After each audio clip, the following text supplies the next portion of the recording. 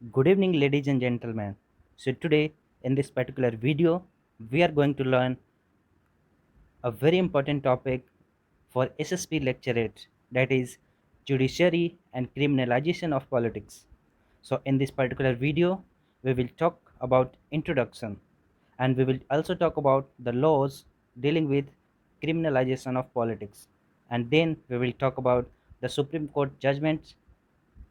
Supreme Court gave various judgment about the criminalization of politics, such as the latest judgment was released in the February 2020. And at the end, we will conclude by a way forward for India. So, before starting the topic, let's see a quote. So, every country's fate depends upon its politics. It happens with India as well. So, yeah, it is very right. For every country, its politics, the politicians are the fate of the nation because they are the caretaker of the country. So, it is very good to give a small quote before initiating our lecturate during the SSB time. So, now let's begin to the topic. Now we will talk about the introduction. Then the first point here is the criminalization of politics began in India in the late 1970s. So we all know that India got independence in 1947. So since then, till the time of Lal Bahadur Shastri at the end of 1970s, during the time of Srimati Indira Gandhi, the criminalization of politics had started. But now the alarming increase in criminal politicians in the last four general elections. So, if you see the data, the percentage of MPs who have criminal cases pending against them, the data has increased from 24% in 2004 to 30% in 2009, to 34% in 2014 to 43% in 2019. If you see the party wise candidates, then in BJP, out of 301 candidates, 116, it means that 39% of BJP candidates have criminal cases pending against them. And talking about the Congress party, then 29 out of 51, it means the 57% of its MPs, they are having the criminal cases pending against them.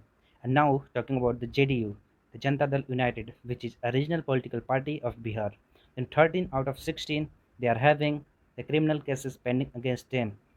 It means the 18%, 81% of the politicians of this particular political party, they are having the criminal backgrounds. So you can see the situation. Now the situation has been alarming in terms of criminalization of politics in India.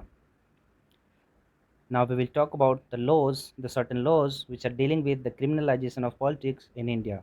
However, there is a law, Section 8 of the Representation of People Act 1951, that bans convicted politicians, but no law for those whose cases are pending against and have charges of heinous crime and going through the trials. So there is a law in our constitution, that is the Representation of People Act 1951. The Section 8 of this act deals with banning the politicians who are convicted of criminal records to fight elections. But there is no any law to stop or to ban the politicians having criminal cases pending against them. Now, if you see the data of the past records, then 3,800 criminals cases against 1,765 MPs and MLAs, of which more than 3,000 are pending. And now, if you see the chances, winnability chances, means which politician can win in the election, then the chances of winning for criminal is 13%, which is more than for the normal candidate 5%. So if you can see the criminal people, the criminal candidates who have more financial power as well as the muscle power. So their winnability chances is 13%. But if the normal candidate, a pure candidate, their winnability chance is just 5%. So this is why the political parties, they carry the people with criminal records so that they can win the election. Now we will talk about the some of the Supreme Court judgments, the historical judgments of Supreme Court. The firstly in 2014, after Prime Minister Sri Narendra Modi came into power, then Supreme Court directed to all the subordinate courts to give faster verdict within a year. So we all know that mostly politicians have their criminal cases pending against them in the subordinate courts. So Supreme Court directed all the subordinate courts such as district court, criminal court, civil court, etc., to release the fast verdict within a year. If they are not able to do so, then they will have to give a proper reasoning to the Supreme Court. And followed by, in 2018, Supreme Court directed government and parliament to make the law. Yeah, Supreme Court directed the government, the current BJP government, to form the law. The criminal records must be, and Supreme Court also guided that criminal records must be published in the public and must be circulated widely.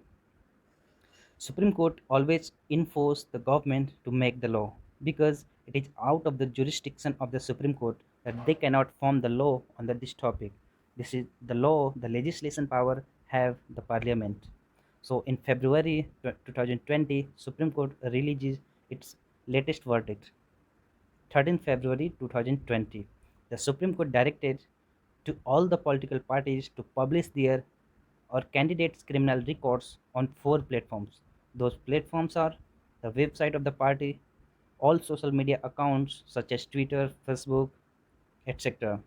And the criminal records must be published in one local vernacular, means one local newspaper, and in one national newspaper. So this is the hardest verdict given by Supreme Court of India regarding this topic.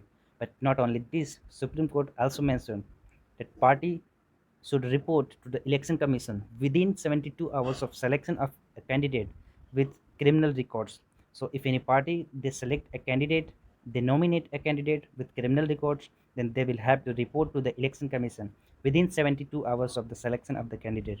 If the party is failed to do so, then Supreme Court will have the power to move to the Supreme Court. Sorry, then the election commission have the power to move to the Supreme Court, and then the Supreme Court will take it as a contempt of order. You know, in a constitution there is a mention contempt of court.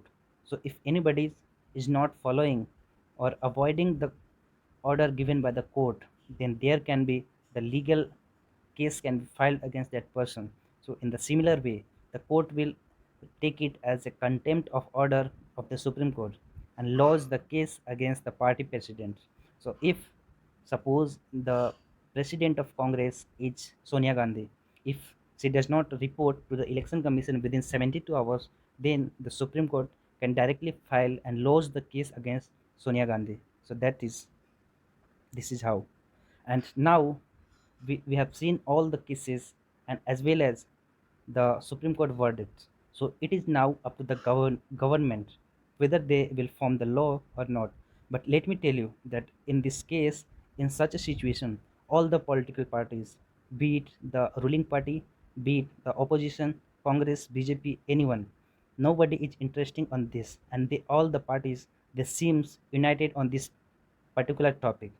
So what can be the way forward regarding this? So the way forward can be the general awareness should be created. It means the people should know who they are choosing, who they are going to vote, and they must know all the past and the records of that candidate. And government must form the law as soon as possible. We request Sri Narendra Modi please focus on this and make a law regarding criminalization of politics, which will ban all the criminals from the politics. And also the Supreme Court must direct the fast track courts for trials of criminal politicians. So all the politicians who have criminal cases pending against them, they must go through the fast track courts. And at the end, the transparency and accountability is the main thing, which this is all about the democracy. If there will be no transparency and accountability, then the governance will not be functioning very well. So this is all about the criminalization of politics. We also have seen the way forward. So that's all in this video. Thank you and have a nice good night. See you tomorrow. Please, if you like this video, then subscribe my channel and share with your friends. Bye. Take care.